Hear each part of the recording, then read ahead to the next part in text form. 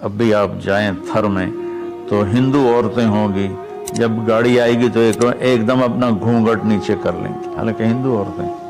یہ تہذیب مشرق ہے۔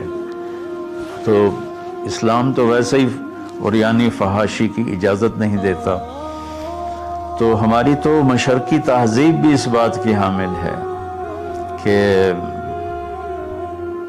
عورت حیا کے پردے میں چھپی ہوتی۔ آپ نے تہذیب دیکھنی ہو تو آپ یہ ادھر جا کر سندھ میں دیکھ لیں کس طرح عورتیں اپنے گھونگھٹ میں رہتی ہیں۔ تو میرے بیٹوں بیٹیوں، حیا بہت بڑی چیز ہے، بہت بڑی دولت ہے۔ چونکہ ہم قرآن نہیں پڑھے، اللہ کے نبی کو نہیں پڑھا، تو مختلف قسم کی چیزوں سے ہم متاثر ہو کر اپنا وجود بھی گم کر بیٹھے ہیں اور اپنی تہذیب بھی مار بیٹھے ہیں۔